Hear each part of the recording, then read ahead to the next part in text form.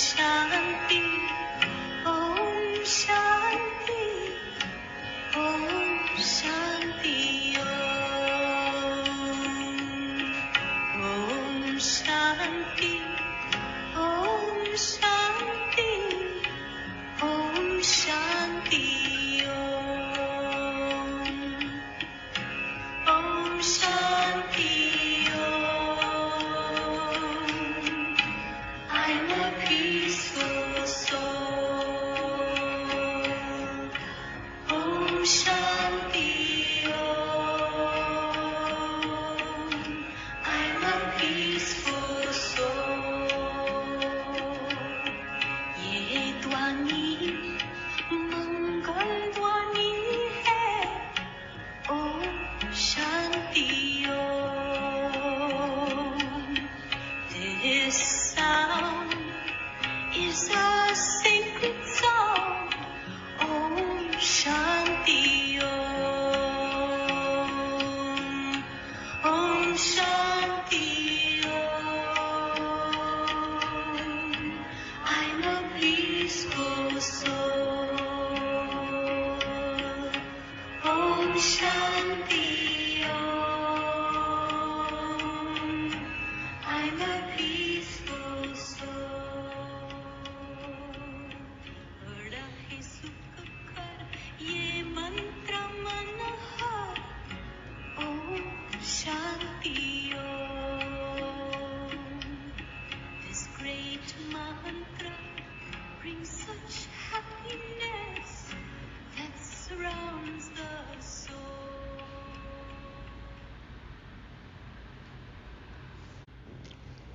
ओम शांति।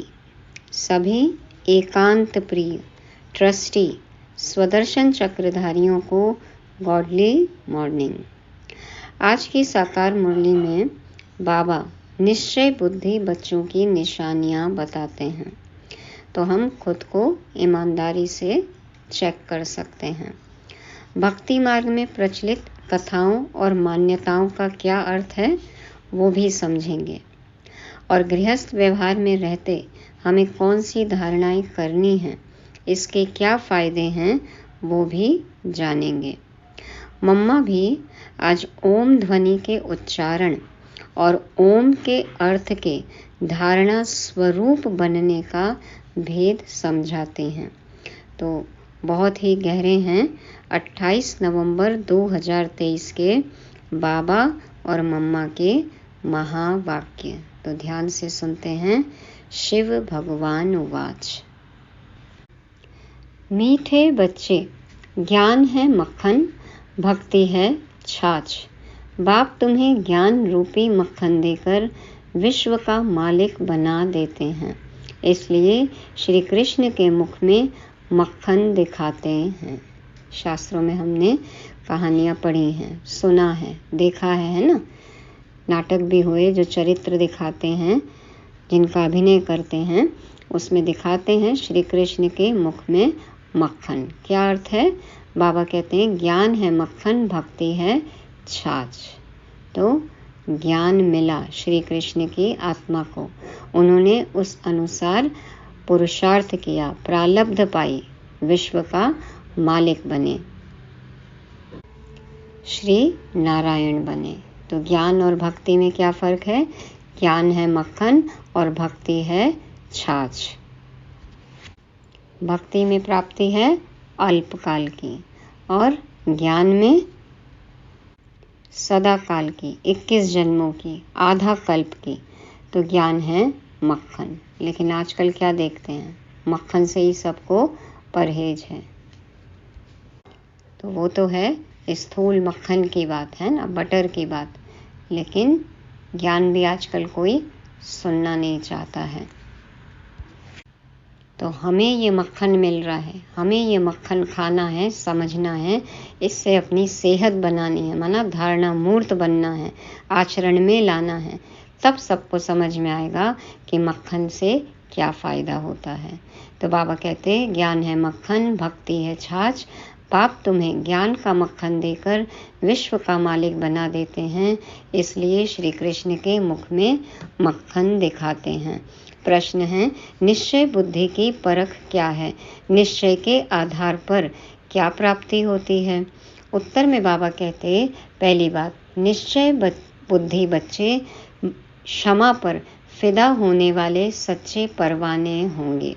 निश्चय बुद्धि बच्चे बाप क्षमा पर फिदा होने वाले सच्चे परवाने होंगे, फेरी लगाने वाले नहीं।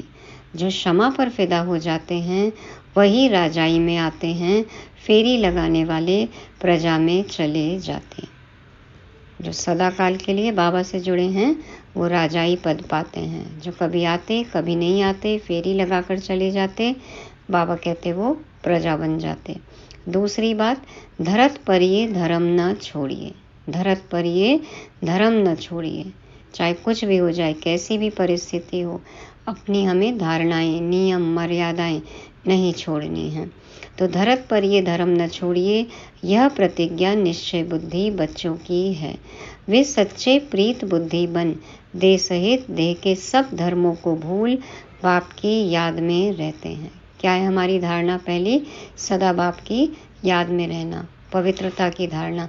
ये सब प्रतिज्ञाएं, ये सब धारणाएं जो हमने की हैं, इन पर हमें अडिग रहना है, पूरा करना है, अचल अडोल रहना है। चाहे कुछ भी हो जाए, कितना भी विरोध हो, लेकिन अपनी धारणाएं नहीं छोड़नी है। सच्ची प्रीत बुद्धि हो हमारी बाबा के साथ में, तो देह सहित देह के सभी धर्मों को भूलना है। देह के पदार्थ, संबंध, स्वभाव, संस्कार में बुद्धि न जाए। सबको मन बुद्धि से भूलना है और एक बाप की याद में रहना है। तो बाबा ने आज 2 निशानियां बताई कि निश्चय बुद्धि बनकर बाप पर फिदा हो जाना है, राजाई में आना है और किसी भी हालत में, कोई भी परिस्थिति में अपनी धारणाएं नहीं छोड़नी है, एक बाप की याद में ही रहना है। गीत बजा।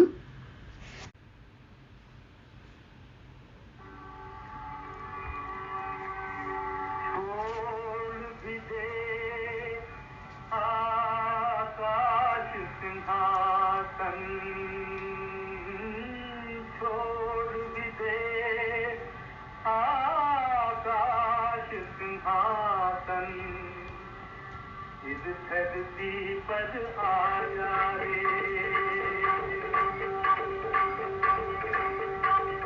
छोड़ भी दे आकाश सिंहासन, इस धरती पर आजा रे, इस धरती पर आजा रे।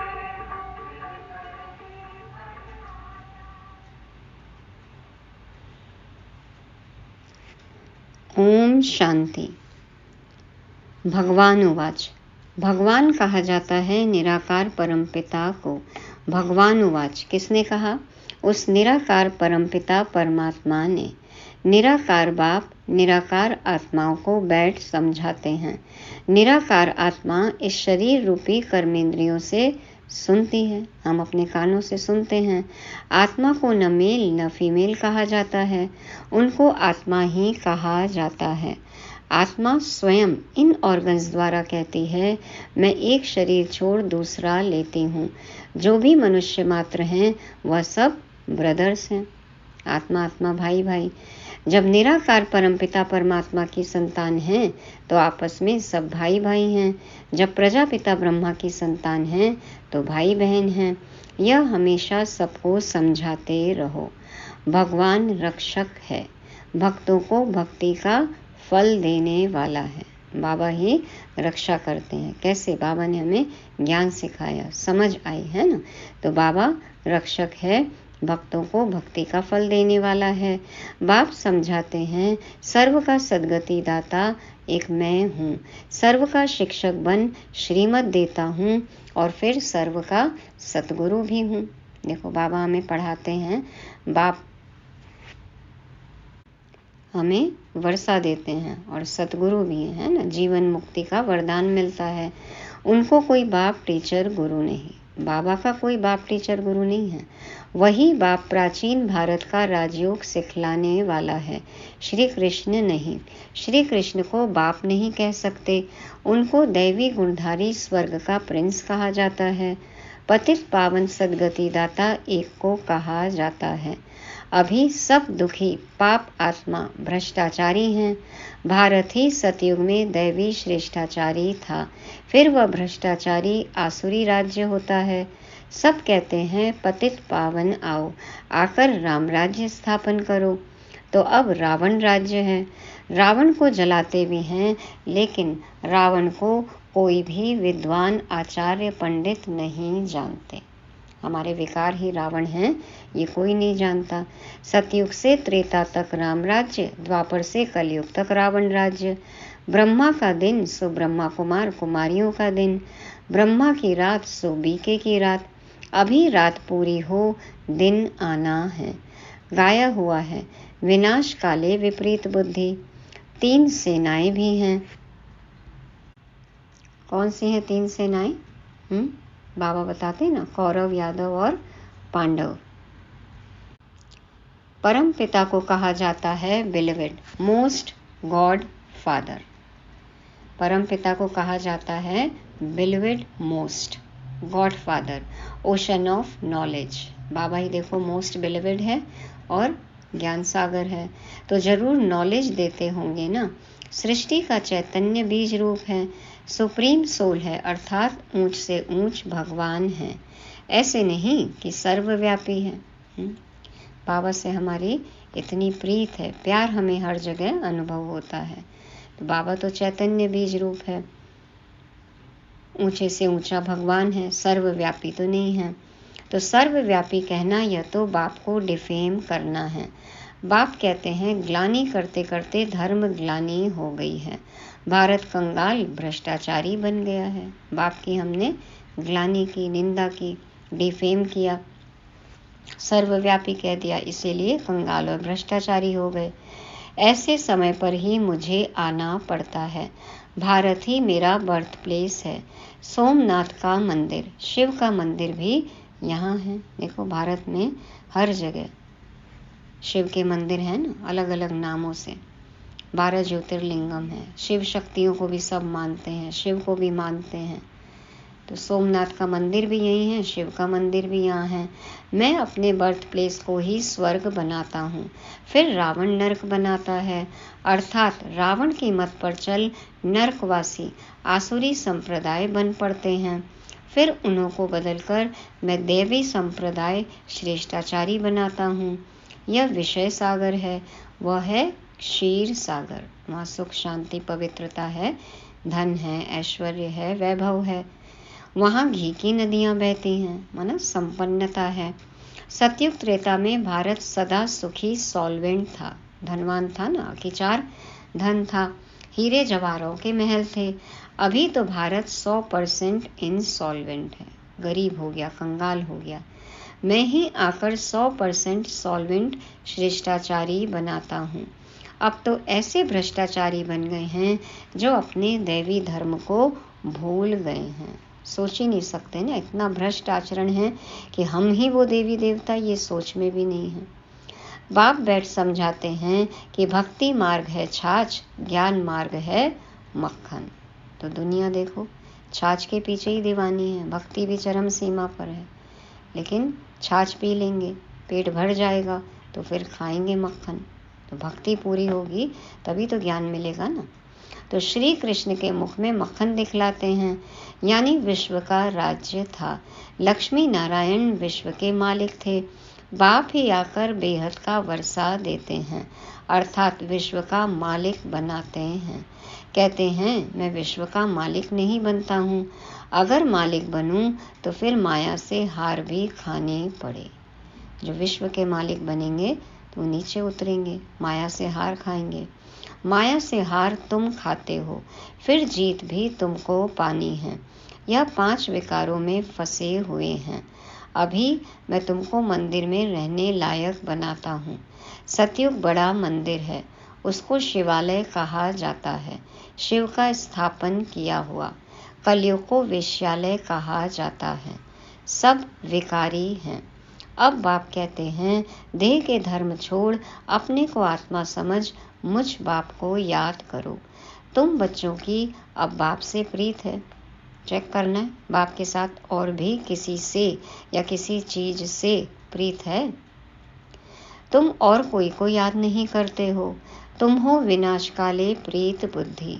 तुम जानते हो कि श्री श्री 108 परम पिता परमात्मा को ही कहा जाता है। आजकल तो मनुष्य ही अपने को श्री श्री श्री 1008 लिखा लेते हैं। तो 108 की माला फेरते हैं। ऊपर में है शिव बाबा, फिर माता पिता ब्रह्मा सरस्वती, फिर उनके बच्चे जो भारत को पावन बनाते हैं। रुद्राक्ष की माला गाई हुई है, उसको रुद्र यज्ञ भी कहा जाता है। कितना बड़ा राजस्व अश्वमेध अविनाशी ज्ञान यज्ञ है। अविनाशी ज्ञान यज्ञ है ना, स्व पर राज्य करना सिखाते हैं। अश्वमेध बुद्धि रूपी घोड़ा, तन रूपी घोड़ा, इसमें देखो स्वाहा करना है, बुद्धि रूपी घोड़े को दौड़ाना है। तो ये है अविनाशी ज्ञान यज्ञ, कितने वर्षों से चला आता है। जो भी अनेक धर्म आदि हैं, सब इस यज्ञ में खत्म हो जाने हैं, तब यह यज्ञ पूरा होगा। यह है अविनाशी बाबा का अविनाशी यज्ञ। सब सामग्री इसमें स्वाहा हो जानी है। पूछते हैं विनाश कब होगा? अरे, जो स्थापना करते हैं उनको ही फिर पालना करनी होती है। यह है शिव बाबा का रथ। शिव बाबा इसमें रथी है, ब्रह्मा का तन। बाकी कोई घोड़े गाड़ी आदि नहीं है। वह तो भक्ति मार्ग की सामग्री बैठ बनाई है। रथ पे दिखाया ना श्री कृष्ण को, अर्जुन को ज्ञान दे रहे हैं। तो अब कौन रथ है, कौन ज्ञान दे रहा है किसको, ये सब बातें हमें पता है। तो वह तो भक्ति मार्ग की सामग्री बैठ बनाई है। बाबा कहते हैं मैं इस प्रकृति का आधार लेता हूँ। बाप समझाते हैं पहले अव्यभिचारी भक्ति है, फिर कलयुग अंत में पूरी व्यभिचारी बन जाती है। पहले सिर्फ एक शिव बाबा की शिवलिंग की पूजा करते, और अब देखो किसको नहीं पूज रहे हैं। फिर बाप आकर भारत को मक्खन देते हैं, ज्ञान देते हैं। तुम विश्व के मालिक बनने लिए पढ़ रहे हो। बाप आकर मक्खन खिलाते हैं। रावण राज्य में छाछ शुरू हो जाती है। ज्ञान से तुलना करें तो छाछ में, मक्खन से तुलना करें तो छाछ में कोई सार है, तत्व है, ताकत है, यदि तुलना करें तो। लेकिन मक्खन हजम ही नहीं होता। विचार सागर मंथन करना है, ज्ञान के पॉइंट्स का धारणा मूर्त बनना है, तब तो ताकतवर बनेंगे ना। नॉलेज इज माइट कहा जाता है ना। तो बाबा कहते हैं तुम विश्व के मालिक बनने लिए पढ़ रहे हो। बाप आकर मक्खन खिलाते हैं, रावण राज्य में छाछ शुरू हो जाती है। ये सब समझने की बातें हैं। नए बच्चे तो इन बातों को समझ न सके। परम पिता परमात्मा को ही ज्ञान का सागर कहा जाता है। बाप कहते हैं मैं इस भक्ति मार्ग से किसी को भी नहीं मिलता हूँ। जब भक्ति पूरी हो जाती है तब ज्ञान मिलता है, समझ आती है, तब भगवान से मिलन मनाते हैं, उनका अनुभव होता है, तब पाते हैं। जब तक भक्ति चलती रहेगी बाबा को नहीं पा सकते। भक्ति चल रही है माना बाबा का अनुभव नहीं है। बीके भक्ति चल रही है माना बाबा को पूरा नहीं पाया है। तो बाबा कहते हैं मैं जब आता हूँ तभी आकर भक्तों को भक्ति का फल देता हूँ। भक्ति मार्ग से किसी को भी नहीं मिलता, भक्ति पूरी होने के बाद ही मिलते हैं बाबा।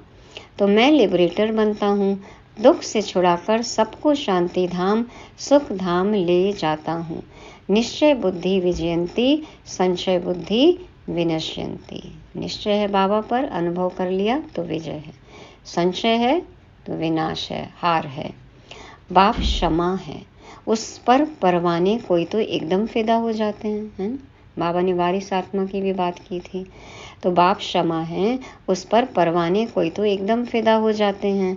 कोई फेरी पहनकर चले जाते हैं, कोई तो बाबा को पहचान लेते हैं, बाबा के साथ रहते हैं, इस मार्ग पर चल पड़ते हैं, फिदा हो जाते हैं। और कोई कभी आते कभी नहीं आते, घूम घूम कर चले जाते। कभी कभी वाले फेरी पहनकर चले जाते हैं, समझते कुछ नहीं है।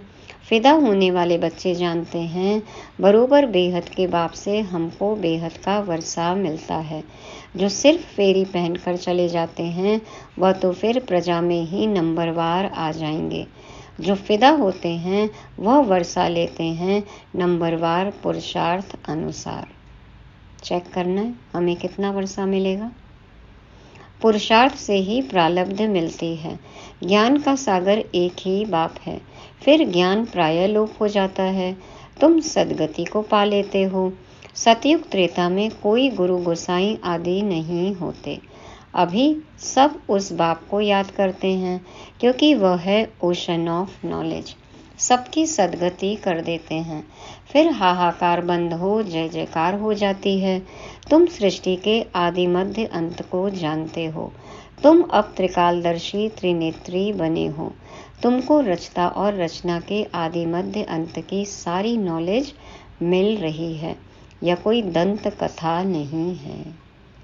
बाबा ने हमें हमारी असली कहानी सुनाई। यह ऐसी कहानी नहीं है जो एक सुन के दूसरे को सुना देता है। भक्ति मार्ग में जो शास्त्रों में कथाएं हैं ना, तो ऐसी कोई दंत कथा नहीं है।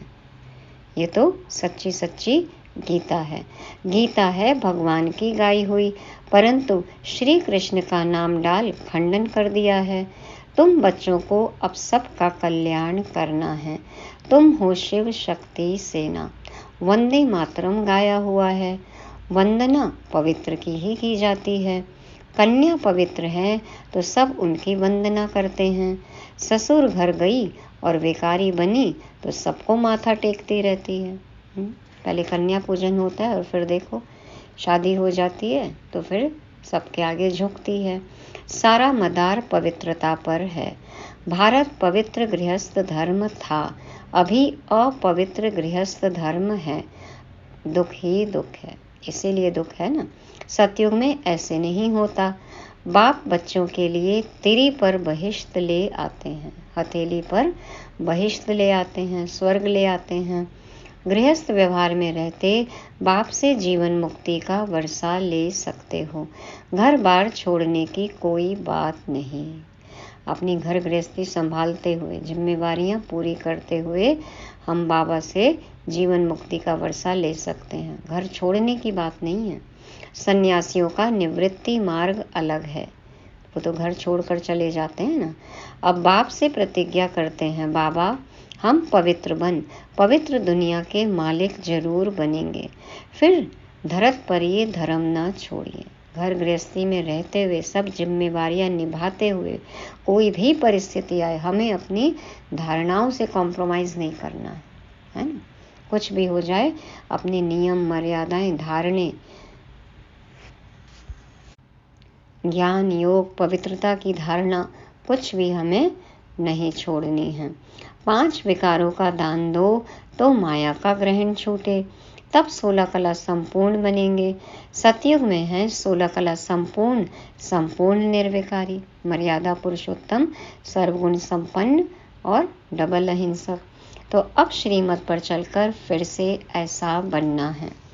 भगवान है ही गरीब निवास। साहूकार इस ज्ञान को उठा नहीं सकते, क्योंकि वह तो समझते हैं हमको धन आदि बहुत हैं, हम तो स्वर्ग में बैठे हैं। इसलिए अबलाएं अहिल्याएं ही ज्ञान लेते हैं। कलयुग के जो साहूकार हैं वो तो समझते हैं ना कि हमारे पास धन है, सब कुछ है, स्वर्ग है अभी हमारे लिए, तो वो बाबा की बातों को नहीं समझते हैं। उनके लिए तो अभी की जो सुख सुविधा है वही स्वर्ग है। तो जो अबलाएं हैं, माताएं बहनें हैं, अहिल्याएं हैं, बाबा कहते वही समझते हैं बाबा को, वही पहचानते हैं। भारत तो गरीब है, उनमें भी जो गरीब साधारण हैं उन्हों को ही बाप अपना बनाते हैं, उन्हों की ही तकदीर में है।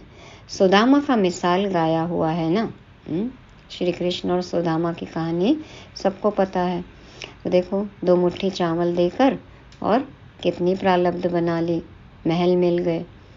तो बाबा कहते हैं साहूकारों को समझने की फुर्सत नहीं, अपने ही हिसाब किताब में लगे हैं ना साहूकार, समय ही नहीं है। डॉक्टर राजेंद्र प्रसाद, भारत के प्रथम राष्ट्रपति के पास बच्चियां जाती थी, कहती थी बेहद के बाप को जानो तो तुम हीरे तुल्य बन जाएंगे। बाबा ने तो सबको चिट्ठी लिखी ना, सबके पास मैसेज भेजा, देश विदेश सब जगह। लेकिन देखो VIPs जो हैं तो उनको फुर्सत ही नहीं। तो ब्रह्मा कुमारीज ने जाके बताया उनको कि बेहद के बाप को जानो तो तुम हीरे तुल्य बन जाएंगे, 7 रोज का कोर्स करो। तो कहते थे हाँ, बात तो बहुत अच्छी है, रिटायर होने के बाद कोर्स उठाऊंगा। रिटायर हुआ तो बोले बीमार हूँ। बड़े बड़े आदमियों को फुर्सत नहीं है। देखो, अपनी ही दुनिया बसा कर बैठे हैं, समय ही नहीं है। पहले जब 7 रोज का कोर्स पूरा करें तब नारायणी नशा चढ़े। पहले ABCD जाने तो सही क्या है, तब तो नशा चढ़ेगा ना। ऐसे थोड़ी रंग चढ़ेगा। 7 रोज के बाद पता चलता है यह लायक हैं व नहीं। 7 रोज का कोर्स करें, कुछ मुरलियाँ सुने, कुछ घंटे ज्ञान योग में दें, तब तो समझ में आएगा ना कि क्या है। और तब समझ में आता भी है कि कौन बच्चा लायक है, कौन चल सकेगा, कौन न लायक है, कौन नहीं चल सकेगा। तो लायक होगा तो फिर पढ़ने के लिए पुरुषार्थ में लग जाएगा। जब तक भट्टी में पक्का रंग नहीं लगा है तब तक बाहर जाने से रंग ही उड़ जाता है। इसलिए पहले पक्का रंग चढ़ाना है। पहले तो 7 रोज भट्टी में बाबा रखते थे ना, तो 7 रोज माना कितने घंटे? 7 × 24। अपने जीवन के कम से कम 168 घंटे 168 आवर्स दे, कोर्स करें, मुरलियाँ सुने, योग करें, अनुभव करें, तब तो फिर थोड़ा बहुत रंग चढ़ेगा। नहीं तो क्या होता है, भट्टी में रहे, बाहर गए, मुरलियाँ सुनना छोड़ दी, आसुरी संग मिला तो परमात्मा रंग चढ़ता ही नहीं। चढ़ने से पहले ही जितना चढ़ा थोड़ा बहुत वो भी उड़ जाता है, खत्म हो जाता है। तो बाबा कहते जब तक भट्टी में पक्का रंग नहीं लगा है तब तक बाहर जाने से रंग ही उड़ जाता है। इसलिए पहले पक्का रंग चढ़ाना है। होली में भी क्या करते, पहले वार्निश लगा के घर से निकलते हैं, उसके ऊपर कोई दूसरा रंग डाले तो वो चढ़ता नहीं है। तो परमात्मा रंग चढ़ जाए, भट्टी में रह ले, पक्के हो जाएं, फिर बाहर जाएं, तो कोई भी तरह का जो आसुरी रंग है, संग साथ है, वो प्रभावित नहीं करेगा। इसलिए पहले पक्का रंग चढ़ाना है। अच्छा, मीठे मीठे सिकीलदे बच्चों प्रति माता पिता बाप दादा का याद प्यार और गुड मॉर्निंग। रूहानी बाप की रूहानी बच्चों को नमस्ते। हम रूहानी बच्चों की रूहानी बाप दादा को याद प्यार, गुड मॉर्निंग और नमस्ते। शुक्रिया बाबा, शुक्रिया। धारणा के लिए मुख्य सार। पहला पॉइंट, शिव शक्ति बन विश्व कल्याण करना है। पवित्रता के आधार पर कौड़ी तुल्य मनुष्यों को हीरे तुल्य बनाना है। दूसरा, श्रीमत पर विकारों का दान दे संपूर्ण निर्विकारी 16 कला संपूर्ण बनना है। क्षमा पर फिदा होने वाला परवाना बनना है। वरदान है, परिस्थितियों को साइड सीन समझ पार करने वाले स्मृति स्वरूप समर्थ आत्मा भव। परिस्थितियों को साइड सीन समझ पार करने वाले स्मृति स्वरूप समर्थ आत्मा भव। बाप दादा समझाते हैं, स्मृति स्वरूप आत्मा समर्थ होने के कारण परिस्थितियों को खेल समझती है। स्मृति स्वरूप, यदि आत्मस्मृति परमात्मा स्मृति होगी तो हम में शक्ति आएगी, हम समर्थ होंगे। और जो समर्थ आत्मा होगी उसको हर परिस्थिति खेल लगेगी। भले कितनी भी बड़ी परिस्थिति हो, लेकिन समर्थ आत्मा के लिए मंजिल पर पहुंचने के लिए यह सब रास्ते के साइट सीन्स हैं। लोग तो खर्चा करके भी साइट सीन्स देखने जाते हैं ना साइट सीन के लिए। तो स्मृति स्वरूप समर्थ आत्मा के लिए परिस्थिति कहो, पेपर कहो, विघ्न कहो, यह सब साइट सीन्स हैं। और स्मृति में है कि यह मंजिल के साइट सीन्स अनगिनत बार पार की हैं, नथिंग न्यू। बार बार वही साइट सीन्स देखते रहे तो क्या उसमें एंजॉय करेंगे? तो कैसी भी परिस्थिति, पेपर, विघ्न आ रहे हैं, ये तो आते ही रहते हैं, नई बात तो कुछ है ही नहीं, तो उसमें अटकेंगे ही नहीं और अपनी मंजिल की तरफ बढ़ते जाएंगे। हर कल्प में आए हैं, हर कल्प में देखा है, पार किया है। तो ये सब कब होगा? जब स्मृति स्वरूप होंगे, आत्म परमात्मा स्मृति रहेगी, तभी ऐसी समर्थता आएगी। स्लोगन है, दूसरों की करेक्शन करने के बजाय बाप से कनेक्शन जोड़ लो तो वरदानों की अनुभूति होती रहेगी। दूसरों की करेक्शन करने के बजाय बाप से कनेक्शन जोड़ लो तो वरदानों की अनुभूति होती रहेगी। आजकल वैसे भी किसी को करेक्ट करने का ज़माना नहीं है ना। इसके बजाय क्या करना है, हमें बाबा से कनेक्टेड रहना है। जितना हम बाबा से कनेक्टेड रहेंगे तो अन्य आत्माएं भी हमसे प्रभावित होंगी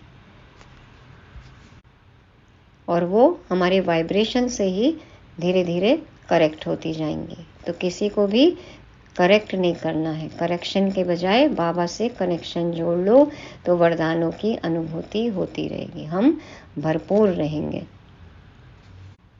बल्कि बाबा से हमें इतने वरदान मिलते जाएंगे तो हम वरदानी मूर्त बन जाएंगे और अन्य आत्माओं को जो चाहिए वो हमसे मिलता रहेगा। इसलिए बाबा से ही कनेक्टेड रहना है।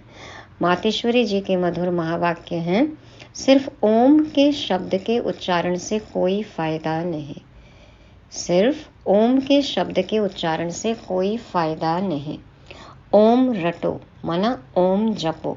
जिस समय हम ओम शब्द कहते हैं तो ओम कहने का मतलब यह नहीं है कि ओम शब्द का उच्चारण करना है।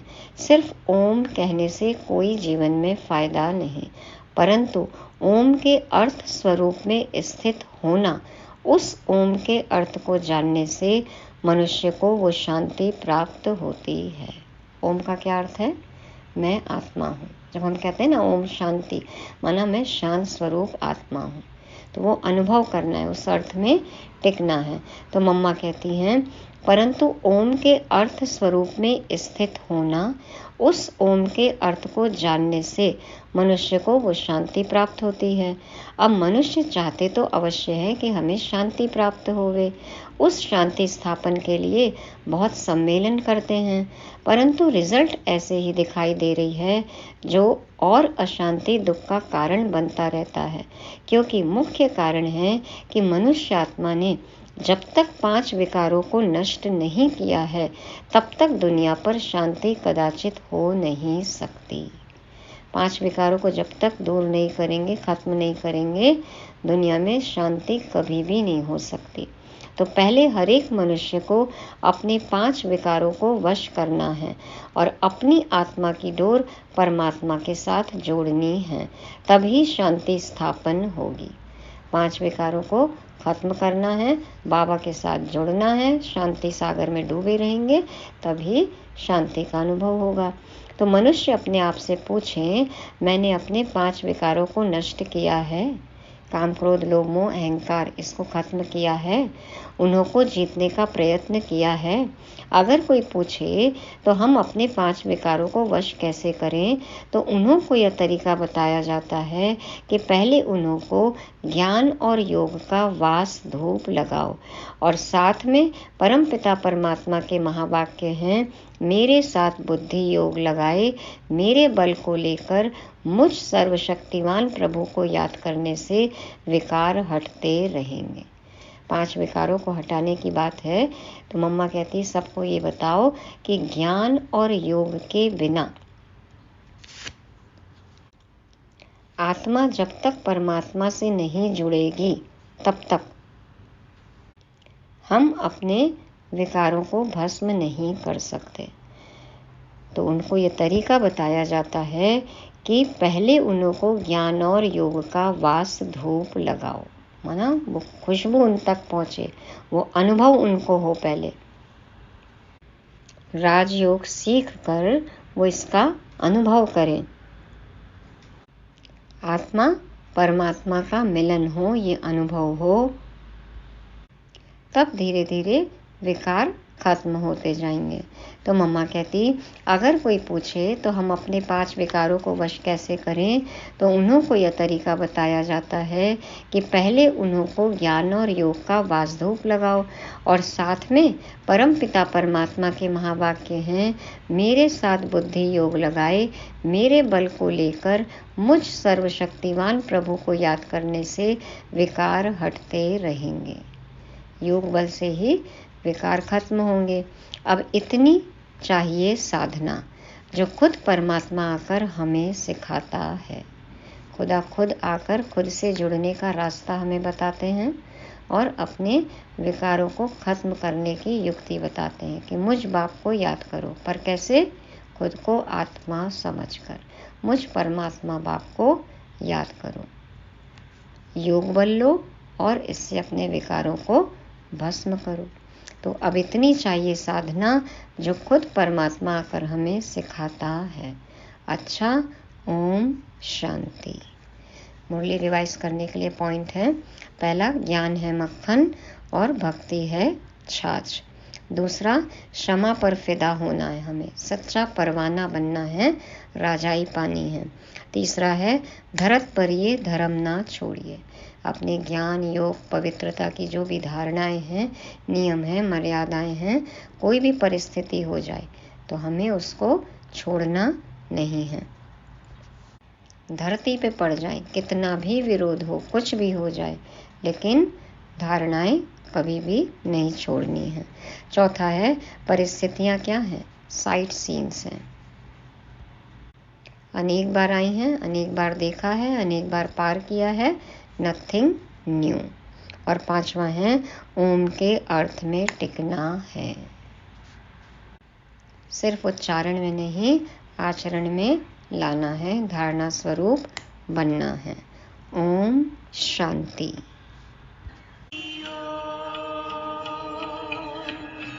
Om Shanti. Om Shanti. I'm a peaceful soul.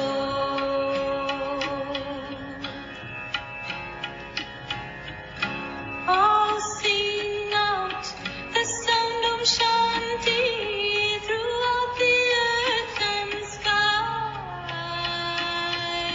Throughout the earth and sky. Om Shanti Om. Om Shanti Om. Sing Om Shanti. Burn negativity in the fire of God's love. In the fire of God's love. Om Shanti Om. Om Shanti Om. Om Shanti की महिमा समझे दुनिया की हर खो